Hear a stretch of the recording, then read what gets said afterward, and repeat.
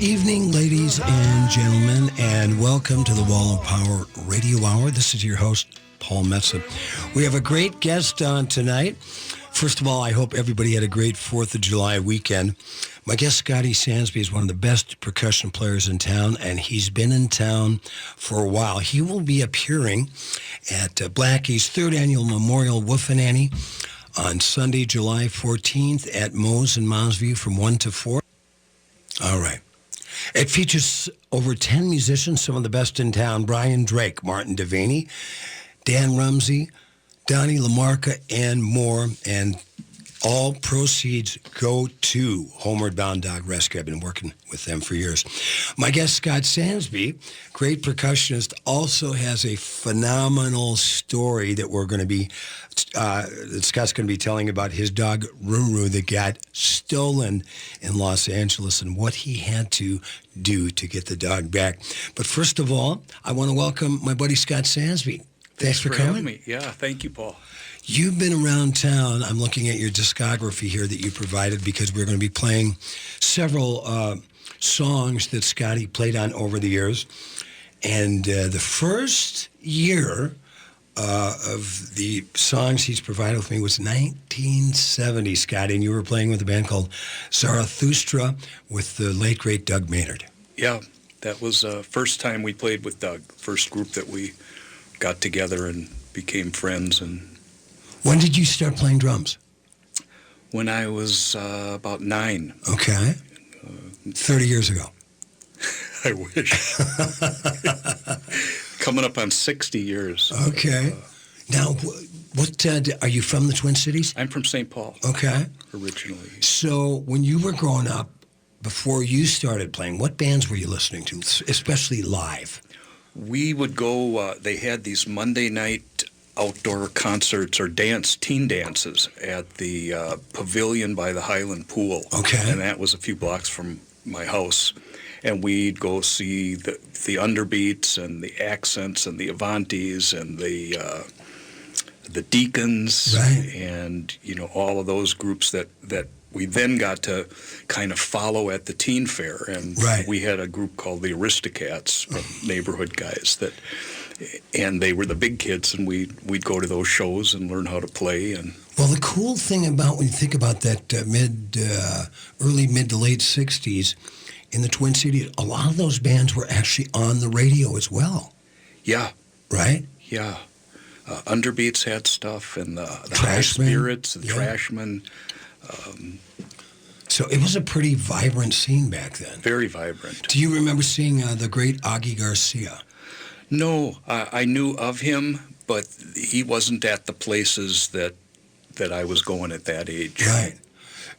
For those of you out there in the Wall of Power Radio Hour land, Augie was a great Hispanic guitar player. His thing was he used to wear shorts when he played any month of the year, but he also opened up for Elvis, I believe, in St. Paul, and then he was supposed to open up for him in Minneapolis. But Colonel Tom Parker, Elvis's manager, said, no, he's too good. Huh. I never knew that. Yeah, it's a great story. I met Augie once, just a phenomenal guy. So let's talk, before we get into this great story about Ruru, which I was following Scotty on Facebook, and he was telling this story in bits and pieces over the course of a few weeks, and I would check in every now and then. I go, oh my God, it's such an incredible story. So we will be talking about Ruru. But I'm going to just go through your list, Scotty, so people know who you played with, and I know the list is longer than what you gave me, but besides Zarathustra and Doug Maynard, Mojo Buford, Mary McCreary, and Leon Russell. Let's talk about how you got into that band, because I saw that show at Parade Stadium, I believe, in 1973? Yeah. We came down, we drove down from the Air Range. Phenomenal show. I remember Leon getting up on top of the piano and playing guitar. And he was married to Mary McCreary, a great violinist. But how did you get that gig? Well, Mary wasn't the violinist. Oh. That was a guy named Jaylon Lau that Mary had, and she was the keyboard player and singer and writer, and was not yet married to Leon. That happened after that period. But we had done her first record on Shelter, DJ Rogers got me into that. And who was DJ Rogers? DJ Rogers was an artist on Shelter, just an amazing gospel background singer and songwriter. Still is one of the best singers I've ever played with. And I was playing with him. Zippy Kaplan and Donnie Larson got me a gig with him when I was living in L.A. and had come off the road from a lounge group, and they had gotten hooked up with him, and they got me involved. And when did you move out to Los Angeles, Scott Sansby? I think it was maybe late summer, early fall of 1971. Okay. We will be listening to several of performances that got caught on tape with my guest, Scott Sansby. But let's get into the Ruru story, your dog that got stolen. Tell us how you found Ruru. Ruru. We were living in my van in Santa Monica and Venice, and this was 1977-78. Okay. He got stolen January 24th of 1978. But how did you find Ruru? Did you find him here in Minneapolis? No.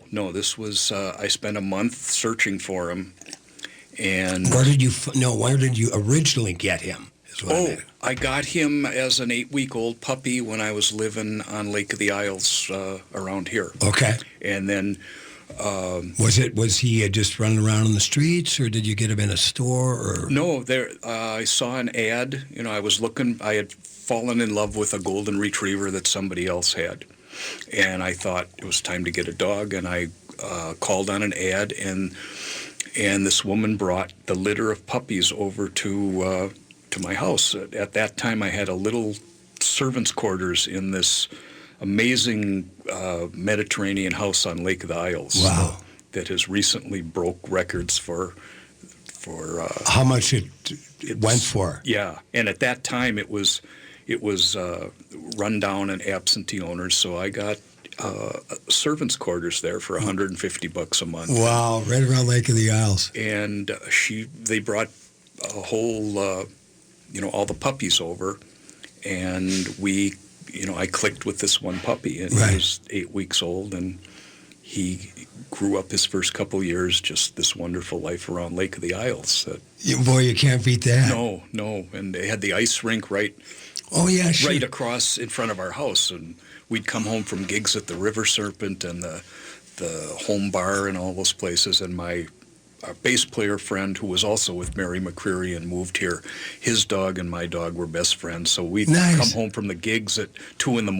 and be out on the ice, skating, and our dogs could run and play, and it was just a great time.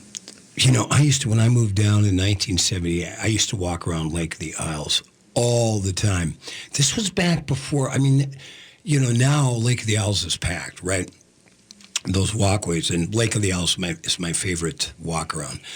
But back then, there wasn't a lot of people jogging or walking. Do you know what I mean? Yeah, there was just the one. There weren't separate paths back then, right? And it was, it was just a really cool time. In fact, Bobby Vandell moved into that apartment after I left. That wasn't that place, that white place on the corner, was it? The Embassy, yeah. Yeah, it was gorgeous. Oh, my God, I can't imagine you long-haired hippies hanging out there. Let's talk a little bit before we play a cut from Zarathustra with Doug Maynard and my guest, Scott Sansby. Give us you were one of the guys that ruined Lake of the Isles because you started Rolling Souls. Yes. And I mean that in a good way, but tell my audience out there what Rolling Souls was. Well, Rolling Souls was the first outdoor roller skate shop in the Midwest. Yeah. And I got into skating, buying roller skates to search for Ruru when he was stolen. Really? That's because I lived in the van and I was searching every day, and I was going to buy a bike and realized it would take up half my living space. And outdoor roller skating had just been born on Venice Beach. So I bought my first pair of good outdoor roller skates to search for Ruru, and during the course of that month of searching, I got hooked on skating, and I knew somebody was going to do it by Calhoun. Right. And at the time, I wasn't thinking it was going to be me, but it turned out to be. Well, that is a great piece of happenstance as we tell this story, so that now we know how Scott Sansby got into rollerblading in his business, Rolling Souls, to look for Ruru. That is absolutely beautiful. We're going to have Scott on for the whole show. He's playing with us on this Sunday, July 14th at Moe's 1 to 4 for Blackie's 3rd Annual Memorial Wolf and Annie benefit for Homeward Bound Dog Rescue. We're going to be listening to a track from 1970 by the band Zarathustra featuring the great Doug Maynard, a tune called Down Child. And we'll be with Scott Sansby for the whole show tonight.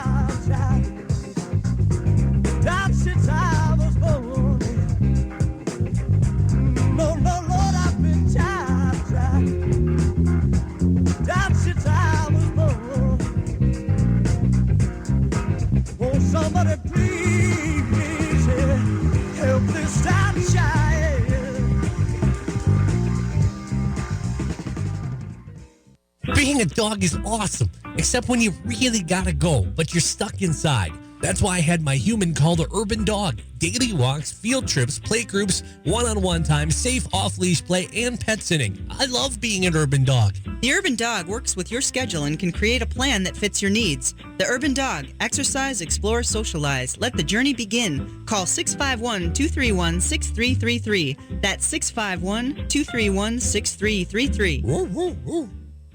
Hey, all you doggy lovers out there, this is Paul Metza inviting you to Blackie's 3rd Annual Memorial Wolf and Annie, a benefit for Homeward Bound Dog Rescue. At Moe's in Moundsview on Sunday, July 14th, 1 to 4. It's also pup-friendly. Bring your dog. Features the music of myself and my friends like Martin Devaney, Courtney Yasmene, Sherwin Linton, David Babb, Brian Drake, and more. All proceeds go to benefit Homeward Bound Dog Rescue. This Sunday, July 14th from 1 to 4 p.m. at Moe's in Moundsview. The #1 source of the Twin Cities gay scene is all digital. Follow Twin Cities Gay Scene on Facebook and Twitter. Sign up for the Scene Shot email blast for weekly updates and chances to win great prizes. No app is needed to view the bi-weekly web editions of Scene. It's GLBTQ media for the mobile generation. Find it all at TwinCitiesGayScene.com. That's TwinCitiesGayScene.com. Hello, humans. This is me, Ellie Krug, with Ellie 2.0 Radio on Monday mornings from 7 to 8 a.m. I'm back briefly from sabbatical to highlight idealists who speak truth to religious oppression. I'll talk about a Jesuit high school that's refused to fire a gay employee. And the big interview is with Minneapolis Reverend Dan Cullison, who's been defrocked for standing up for LGBTQ people. I've got a better vision of the world where everyone has a place at the table. Ellie 2.0 Radio, engaging and real on AM 950, the progressive voice of Minnesota. Powderhorn Park Neighborhood Association and Powderhorn Park are thrilled to invite you to the Powderhorn Art Fair. Shop hundreds of local and regional artists on serene Powderhorn Lake. Taste foods from local food trucks and enjoy exploring the Powderhorn community. Considered the best regionally juried art fair for nearly 3 decades, it takes place right in South Minneapolis in picture-perfect Powderhorn Park. The Powderhorn Park Art Fair begins Saturday, August 3rd and runs through Sunday, August 4th. Join the fun from 10 a.m. to 5 p.m. The success of the art fair comes from Powderhorn Park Neighborhood Association's long-standing collaboration with the Minneapolis Park and Recreation Board, and a portion of the proceeds support youth programming at Powderhorn Park. So put August 4th and 5th on your calendar for Powderhorn Park Art Fair. There'll be over 200 artists, 20 food trucks, and great fun at Powderhorn Park. For more information on the art fair, go to ppna.org. That's ppna.org. In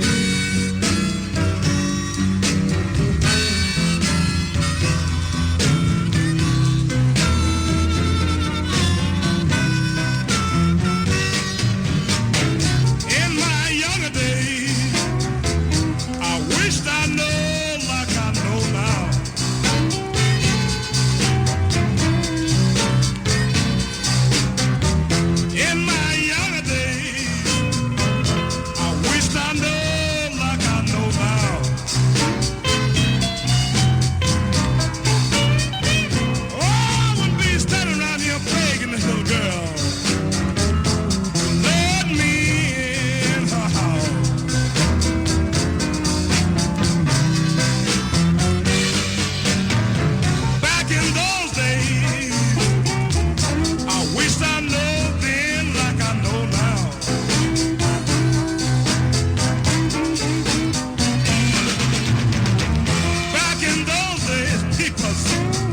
Welcome back to the Wall of Power Radio Hour. This is your host, Paul Metsa. We just listened to a track called In My Younger Days by the great Mojo Buford, a man who played with Muddy Waters for years, great harmonica player, and then after playing with Muddy, moved up to the Twin Cities for, I'm guessing, 40 or 50 years, right, Scott Sansby? Long time. Long time. So you, my guest, Scott Sansby, is a great drummer and percussionist. He played with Mojo on that track. At the end of the first set, the Wall of Power Radio Hour, we just started to hear how Scotty's dog, Ruru, got lost. No, stolen. Oh, he got stolen. In Minneapolis? No, he was stolen in Santa Monica. Okay, hold on. We got to stop. So, so you were looking for him. Welcome back to the Wall of Power Radio Hour. This is your host, Paul Metsa. We just heard a great track by harmonica player Mojo Buford, a longtime Twin Cities resident who also spent some serious time in Muddy Waters Band. That track was called In My Younger Days, and my guest, Scott Sansby, played drums on that track. Scott, we were talking about in your younger days out in Santa Monica, and you told a little story at the end of the first set about how your dog Ruru got stolen. But before we get back to the story about Ruru's disappearance, tell us what was like the first time you get out to Santa Monica. What year was that? That would have been probably 1972. Wow. When I got my apartment there. But in 1971, I played at the beach house on Venice Pier with Mickey Stanhope and Zippy Kaplan. Okay. A group called Snake and I discovered the beach. And it was a whole different thing than I'd been living in Laurel Canyon and Hollywood. And once I found the beach, it was like, someday I got to be out here. Well, let's go back to Laurel Canyon. Now that you mentioned that, Scotty, the man with a great history in the 70s in California, because I just saw Echoes of the Canyon this weekend. Have you seen that movie? Not yet. Jacob Dylan is kind of the narrator and the host, but it talks about the magic of Laurel Canyon in the mid-'60s to about 1970 or so. What was Laurel Canyon like back then? Were you bumping into musicians, cool musicians? Well, when I came out there, Bobby Schnitzer and Bruce Kurnow and Rich Dworsky were with Al Jarreau. Okay. And they had moved into Gypsy's old house when Gypsy went on the road and left. Right. So these are all Minneapolis musicians? Yeah, Twin Cities musicians. Yeah. The Underbeats had gone out there and became Gypsy, and they were living in Laurel Canyon. And then when they started touring or whatever, Jarreau and the people from here that he'd picked were living there, and they were gracious enough to let me live there when I first got out there. Wow. A lot of... I think about those times and go, I wish I was young enough and had the wherewithal to be there. So when did you end up now in the van with Ruru living on the beach? That was in 1977. Okay. I'd gone back. My friend and bass player David Miner from Passage had gone home. He was from L.A. He went home for a visit, and Leon and Mary had gotten married since then and were coming out of retirement and putting a new band together. And we're talking Leon Russell and Mary McCreary. Yes. And David got the gig with them. Wow. And, of course, he was my best friend, and I'd always wanted that gig, and I loved playing with Mary, so I followed him back out to L.A. But I'd learned on a previous trip that a drummer with a dog couldn't find a place to live. Right. So I bought a van and went, I came back once, and then I went back out in a van with and started with Ruru. Nice. Ruru and my drums were hidden under the bed, and I started my existence kind of in the turtle life, wow. as I call it. Do you ever remember bumping into Jim Rockford, who had a little trailer on the beach? No, but I've gone looking for it since then. Yeah. And that was Malibu. Okay. And I've gone looking for that spot. Recent years, yeah. How'd you come up with the name for that lovely dog of yours? That band Snake with Mickey Stanhope and Zippy, had a guitar player, Lowrider George from Long Beach, and he used to come to the rehearsals with this incredible weed. And he would hand us a joint. God bless that guy. Man, you got to try this shit. It's going to take you to the land of Ruru. And I knew, I just loved that name. And I knew someday I'm going to have a dog and I'm going to call him Ruru. And that's the land of Ruru. The land of Ruru. When you write your autobiography, Scott Sansby, that's your title. The land of Ruru. There's the... He's showing me a beautiful poster, The Second Coming of Ruru. All right, February 23rd, 1978. Is this a book you actually started? I started journaling when Ruru was stolen. A friend had given me a journal, and I've been a journal person ever since then. Wow. So what you read in February, each year I go through what I went through in that journal, and that's where I've been posting up some of those memories and things, which is what you saw. And every year I kind of go through that. And wow. So what I'm looking at, for those of you in the radio audience, it's the cover. It's called The Second Coming of Ruru, February 23rd, 1978, a story about love, God, and miracles. And that's a great picture of Ruru right on the cover there. So we got a couple of minutes left here. So let's not give away the end of the story, but let's tell the audience about how you started to track down Ruru. Now you're skating around on your skates, looking all over Venice Beach for Ruru. How did you realize that this lonely old lady had stolen your dog? A tip was left at one of the places that I worked from the flyers and posters that I'd put up. And someone left a tip with the hostess at the restaurant who mixed it up and got the name of the people confused with the name of the street. So there was like no figuring out what was going on. Right. And I'd also been contacted by a psychic. Wow. That left a note at the restaurant, have this guy contact me. I felt something from his poster. Wow. And I kind of laughed it off, and then I thought I have nothing to lose. So, and she wasn't asking for any money or anything. And I got together with her, and this would have been like the end of January, and she predicted the day I was going to find him. Wow. She kept getting the number 23 while we were talking. And she told me all kinds of stuff. You know, I brought his leash and I brought his pictures, and we talked. And she said, I keep getting this number 23. I don't know if it's an address or a date. I don't know what it is, but I'm getting 23 real strong. So I just wrote everything down, and I wasn't overly invested in psychics, but it turned out that I found him on the 23rd, got him back on the 24th of February. Wow.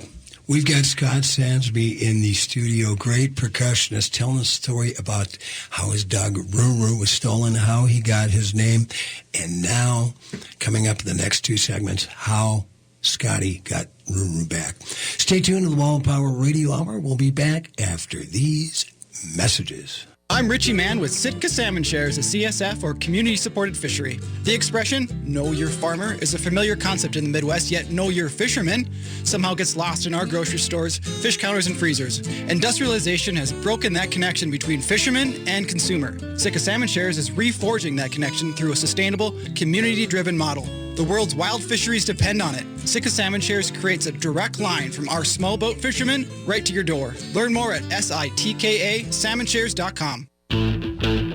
Chances are after spring cleaning you missed a spot. A couple really big spots, like your roof and siding. Run your fingers across your siding. You'll likely get a gross residue. And your roof probably has some black streaks too. Your roof and siding aren't always easy to clean, but they're definitely the most visible parts of your home that give it its curb appeal. So let Blue Sky Services clean your roof and siding. Blue Sky's safe soft wash method won't cause any damages and will make your home look like new.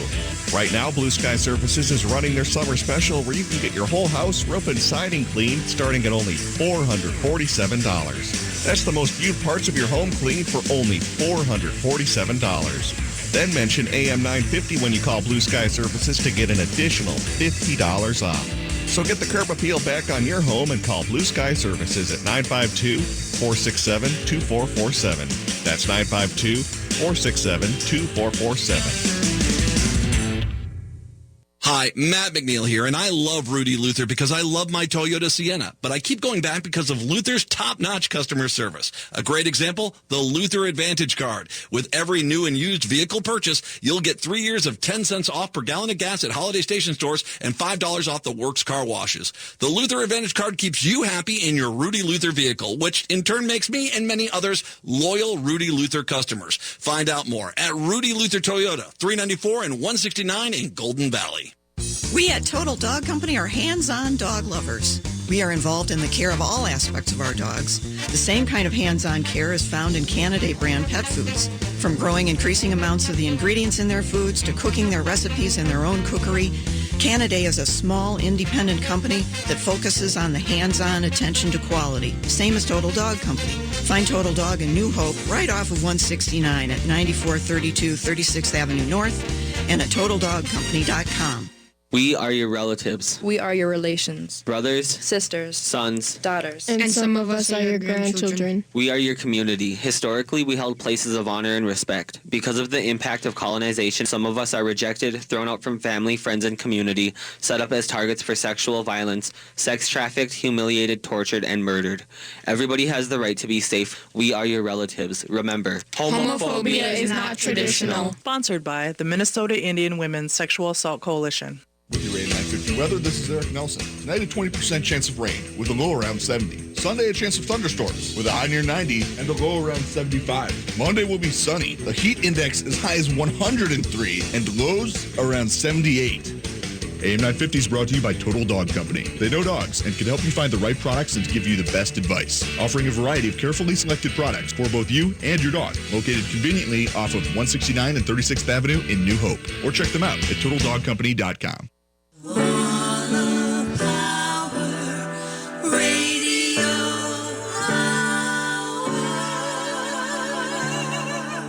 Welcome back to the Wall of Power Radio Hour. This is your host, Paul Metza. My guest, Mr. Scott Sansby, not only an incredible percussionist who's played with just about everybody who's anybody in the Twin Cities and more, but is telling us about this incredible tale about his dog, Ruru, that got stolen by a lonely old lady in Venice Beach in, what is it, 77, 78? What was it? It's February or January 24th of 1978. Is when you found him? No, that's the day he was taken. And I got him back a month later on the... And in the meantime, if you're just tuning in to the Wall of Power Radio Hour, Scott was saying that he got a note and a phone number from a psychic who said to call him because she thought she was getting a vibration about Ruru. She saw my flyer and contacted the place that I worked, but a note was left, or a tip was left also from the flyer with the hostess at the restaurant, who transposed the street and the name, so I was looking for him on the wrong street, and there was no such place, and the psychic said she had this vibration of 23. Yes. The number 23. Yeah, kept coming up, and she said, I don't know what it is. I don't know if it's an address or an age or a date. Right. It just keeps coming up. Was this with this psychic? Did she have, when you went to her house? Did she have the? She looked like a gypsy with the incense, or just a regular gal? Yep, she lived in a little apartment on Venice Beach. Okay. Sandra McNeil was her name, and bless her. I've tried to track her down over the years, and only recently have I found her on the internet, renouncing her ways and embracing Jesus and a whole other thing, and I've wanted to actually contact her and say, hey, this was a wonderful thing that happened. Well, God works in mysterious ways. Yeah. Okay, so number 23. Now tell us, keep going day by day, week by week. You know, I kept following up on the tips and the lead, and eventually I figured out what I thought was going on, and she had a phone number. I was trying to get an address from the phone number. Right. In pre-internet days, so there was no reverse directory. And this was the lonely old lady that... wealthy, lonely old lady in a mansion on San Vicente in a gated place. So through, it took a private detective for $25 that took pity on me to give me an address. A dog-loving detective. No, he wasn't dog-loving, but he you know, I thought I had things figured out, and he wanted $100, and I didn't have it, and I was ready to walk out, and he said, "Well, you got 25," and I said, "Yeah." So then that sounds like something Rockford would do. And then I started staking out this house, and very, very visual. You know, obviously, you know, I just parked in front of the house and started watching it, and I had called them, and they had denied any knowledge of Ruru. Wow. And in one of the phone conversations, the husband, who turned out to be a real jerk, he made a comment about who's minor. And that was the giveaway that they had Ruru, because since there were no cell phones then, and I didn't have a phone, so on Ruru's tags I had David Minor's name and phone number. And when he said who's minor, that was at that point none of the lies. There was no other way. Right. And then I just sat in front of that house until I became obvious enough that this guy came out and started screaming at me, and I said, I just want to see. I want my dog back. I want my dog. If it's not my dog, I'll never, I'm gone. I'll never bother you again. Right. But if it is my dog, you'll never get rid of me. And he just did this. You're not seeing the dog because my wife isn't home, and you scared her. You know, I'd seen them drive away and tried to tail them, and I. Sure. Well, and then I had to come back. I came back with the animal control people, and he became a real jerk to them. And then I came back with the police, and. Long story short, it came down to having this guy arrested or waiting until the next day when he agreed to meet with me and his wife and show me the dog. Right now, you got to think back. I've seen pictures of you back in the day, Scotty, and you had hair down to your butt, right? Yeah, I had big head of hair, big beard. red hair, and a beard. And so a cop comes to see and go, "Oh, this is just another pot smoking hippie with this story," or did they really buy into it? They ignored me, and the woman who worked at the same place that I did, her husband was a lawyer, and he called the police and said, "This guy has a legitimate case, and you're forcing him to take the law into his own hands." Right. And he started screaming at him, so they said, "All right, have him come back," and they assigned me to some policewoman whose initial response was just kind of rolling her eyes and I want to do police work, and I got to go look for. Too bad it wasn't Angie Dickinson. Yeah, the real policewoman. And by the time she drove me over to the house and had gone. I went through my whole folder and all the pictures and all the info and everything else, and she started to warm up a little, and then we went to the door, and the guy came out and became a real jerk. Right. And wouldn't let us see the dog, and so she called a sergeant, and he came over, and the same thing. And between the two police, they at that point saw what was really going on and saw that I was a okay guy. Yeah, right. And kind of that this guy was being a real jerk. Right. And they were ready to take him in and arrest him. And he's screaming about how he knows the mayor and the city council person. Right. If I don't do this, I'll never get the dog back. It's Chinatown, Jake. It was just. Yeah. And I had to decide that at that moment, have this guy arrested or trust him till the next day when he said he would agree to meet me when his wife was home. With the dog or without the dog? They'd let me come see the dog, but not until his wife was home the next day. And by then I'd heard all kinds of stories about dog napping and dogs that were shaved and sold. And right. So cooked, eaten. Yeah. I didn't know if you'd be gone the next day, but I decided to trust till the next day, and then I pretty much slept across the street. Wow. You must have been going through so many emotions, plus caring about Ruru being taken care of. I knew he was being taken care of, and he had, backing up a little, when we knocked on the door with the policewoman, the husband opened a balcony door above the front door, and a golden retriever stuck his head out and barked, and You knew that was him? I was reasonably sure that was him, but not positive. Right. And again, I said even right then, just let me see the dog, and if he's not mine, I'm gone. Right. But he wouldn't. Wow. And the next day I went back, and I had backup positioned across the street. Yeah, and, great. And the police were on call saying, "You call us, we'll come grab this guy if you have any trouble." The canine SWAT team. It was very supportive and very. And I went in and he led me into a wood-paneled library and told me, just sit there, don't say a word. We want to see his response to you. Let me, before we get to that part of the story, which I'm very excited to hear.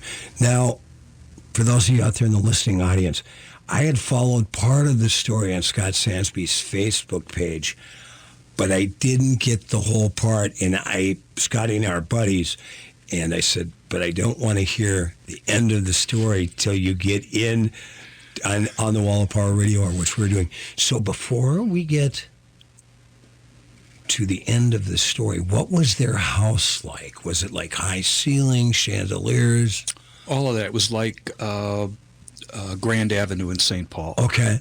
Or Summit Avenue, not Grand. Summit Avenue in St. Paul, or Mount Curve in Kenwood. Yeah. And it was gated at that time, so I could only see as far as I couldn't get in and like walk around the back and peek in any windows and stuff I would have done back in those days. When you said, did you say San Vicente Boulevard?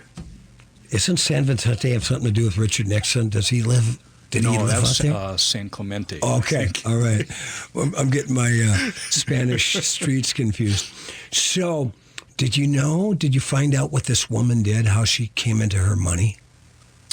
It was him. I mean, the husband. The husband. I don't know what he did, but that was his whole power tripping. I know I'm tight with the council person and the mayor, and you'll never. We'll tie this up in court for so long. You'll never see that dog if you don't. Right. If you have me arrested, you're going to have a battle on your hands like you wouldn't believe. And so, how old was this couple? They seemed very old at the time. They're probably my age now. Right, but sure. I'm guessing they were mid-late 60s at the time. Okay. And it turns out the person that left the tip was her next-door neighbor. And,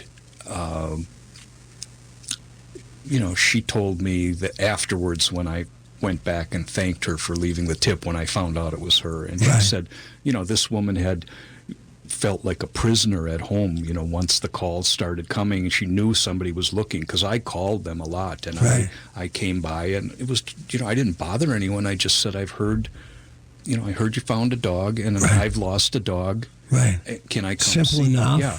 I just want to see if it's my dog. Wow. And their whole pretense was when I came in. Maybe you don't want to hear the end yet. Not yet. You hold on there. We got Scott Sansby on. We're going to save the end of Finding Ruru for the last set of the Wall of Power Radio Hour. We're going to go out on this set with a version of Bob Dylan's I Shall Be Released by the Doug Maynard Band, 1983, live at St. Olaf. You got some great musicians on this track. Who was there? This was Doug didn't have a band at the time, and he did just a throw-together band for this date, and it was Ricky Peterson and Dick Hedlund and David Island and myself and Steve Raitt doing the sound. Wow. Steve was one of not only He was not only one of the best soundmen in town, but he sang better than most lead singers. Yeah, he did. So we're thinking about Steve Raitt while we listen to I Shall Be Released. And we will get to the end of the Rouge story with Scott Sansby in the fourth set. Stick around.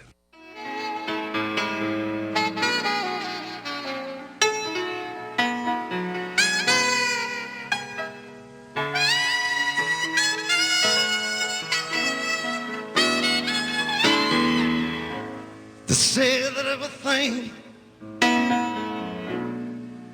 it can be replaced. They tell me every distance is not near.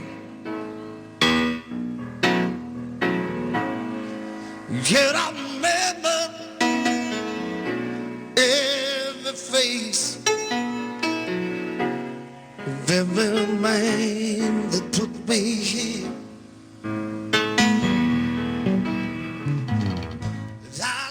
Hello, friends. I've been talking to you about Prairie Oaks Memorial Eco Gardens, Minnesota's first green cemetery dedicated to celebrating life and protecting our environment. One of the many wonderful things they have is something called the living urn. Ashes are buried in an urn with seedlings ultimately coming back to life as a glorious tree. Isn't that a beautiful thing? Why don't you log on to the website mngreengraves.com. Learn more about Prairie Oaks Memorial Eco Gardens. See if it might be something that's meaningful for you. Hi, this is Chad from AM 950. Snap Construction is arguably the most well-reviewed roofing, siding, window, and insulation contractor in the metro. Ryan is so excited about working with AM 950 and our listeners that he wants to help us grow. This is Ryan, owner of Snap Construction. I was friends with Chad long before I started marketing with him. I was a bit skeptical of radio advertising before Chad convinced us to run ads. The advertising's been so successful, we want to help the station grow. We've absolutely loved working with the listeners of AM 950, and we all know how extremely important this radio station is to the community. To help AM 950 grow this summer, Snap Construction will be putting up proceeds to assist the station in marketing on social media. Snap Construction encourages you to follow, engage, share, and interact on the AM 950 social media platforms. Together, we can all work to ensure AM 950 continues to thrive and grow in our communities. We stand by our work with a lifetime craftsmanship guarantee. For a free estimate or more information on our financing, call 612-333-SNAP or check us out online. Tune in for Philosophy Talk, the program that questions everything except your intelligence. Coming up, our annual summer misreading show. Wait, Ken, start over. I think you misread your line. No, I'm thinking about recent fiction that goes right over people's heads. Oh, you mean movies with morally complicated characters like 3 Billboards? Or TV shows like Game of Thrones. Yeah, there's a bunch of sophisticated fiction out there, and we need to rethink how we read. It's a summer misreading special. Next time on Philosophy Talk. Philosophy Talk, every Sunday at 8 a.m. and again at 2 p.m. on AM 950. The #1 source of the Twin Cities gay scene is all digital. Follow Twin Cities Gay Scene on Facebook and Twitter. Sign up for the Scene Shot email blast for weekly updates and chances to win great prizes. No app is needed to view the bi-weekly web editions of Scene. It's GLBTQ media for the mobile generation. Find it all at TwinCitiesGayScene.com. That's TwinCitiesGayScene.com.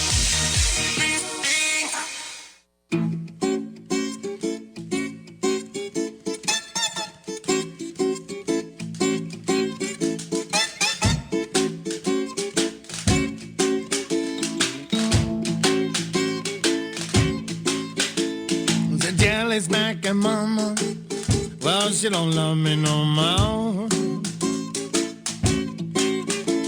The jealous back and mama, she don't love me no more. She got a new way of living, scripting donuts up off of your floor. She used to be my baby. Welcome back to the Wall of Power Radio Hour. This is your host, Paul Metsa. We just heard a great song by my fellow Iron Range Blues cat, Paul Masich, and my guest, Scott Sansby.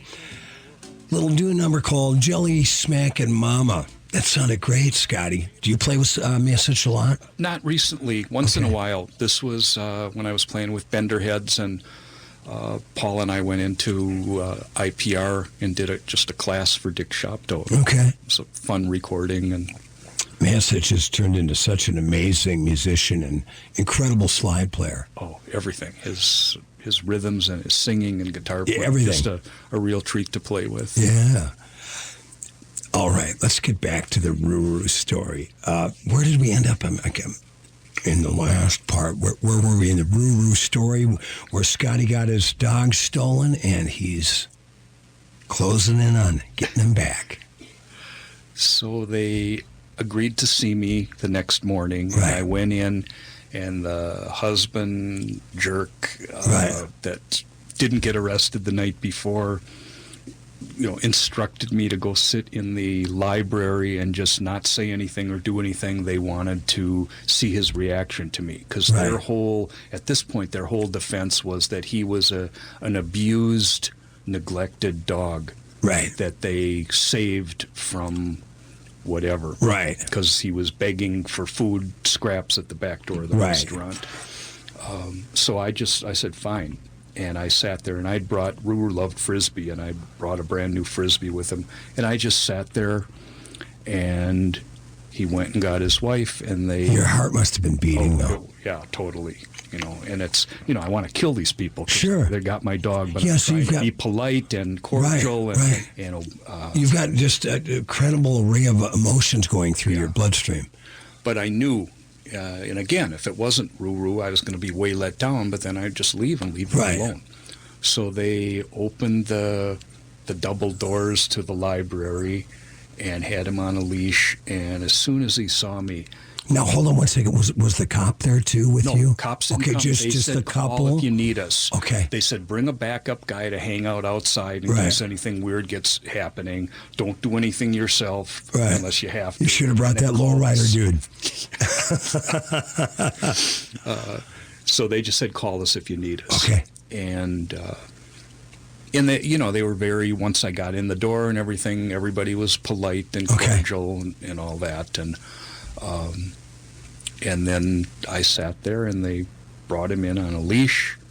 And as soon as he saw me, he broke out of their grip, and he came across this wood floor. It was like a Flintstone movie with the paws scratching on the floor. Yeah. And he ran and jumped into my arms and started licking me. And at that point, they knew... this is not an abused, mistreated dog.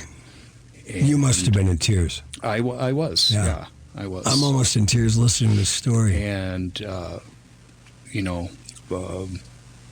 at that point, everybody said, did you press charges? Did you do this? And I said, no, I just wanted my dog back. Yeah. So I listened to them. They had changed his name from Ruru to True, so it sounded the same. Right. They said he'd sleep in the bathtub because it was cool. They were feeding him sautéed ground beef. The reason I wasn't sure it was him when I first saw him when he stuck his head out the night before is because he'd gained a bunch of weight. Okay. So how long did they have him for a month? A month. Wow. A month. And I discovered him with the police on the 23rd of February. Just like the psychic told you. And I got him back on the 24th. Wow. So that was a month without Ruru. Yeah. And it changed my life in a lot of ways. And tell us, how did it change your life?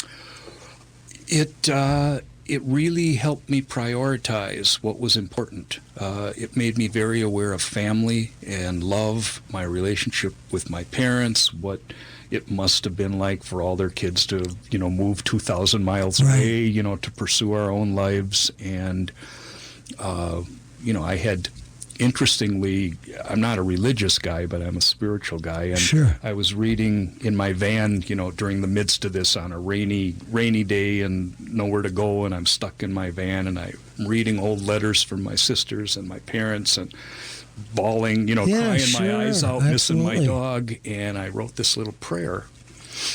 And it was the day after that the tip came to the restaurant. Wow. And everything within that next week just came together to find him. You brought your journal, you don't have the prayer with you, do you? I have it. I'll it was just about the kind of person, using my gifts, thankful. It was a thanks for my gifts and abilities and help me use them wisely. And I'll share it with you after that. Scott Sansby, I can't tell you how much I enjoyed, especially the end of the story. But I really appreciate you sharing that because it says a lot about your love of dogs. Anybody out there who's a dog lover will get this. Losing your dog, we've all had our dogs disappear for, my new one, Blue, took off my own fault because I didn't hook him up and was gone for just 20 minutes. But believe me, I aged a year or two waiting for him to just stroll leisurely back.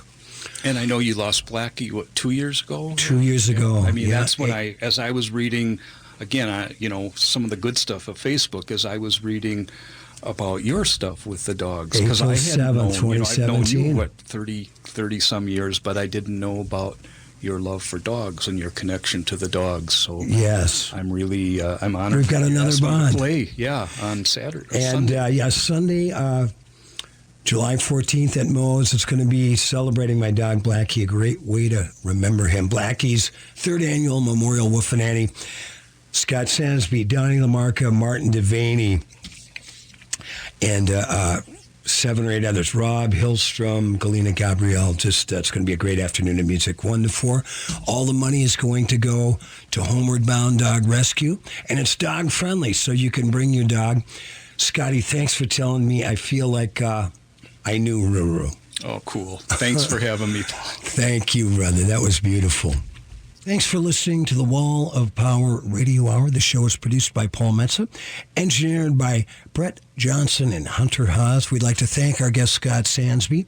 You can also track down the story they wrote about Ruru and Scott in the Wall Street Journal and Time Magazine back in the late 1970s. We want to thank everybody out there in the listening audience. We will be at Moe's in Mounds View Sunday, July 14th for Blackie's third Memorial Woofananny. Musical benefit 1 to 4. All proceeds go to Homeward Bound Dog Rescue. Thanks for listening. Like my dad used to say, remember to be kind and make someone happy. The wall of power will fall.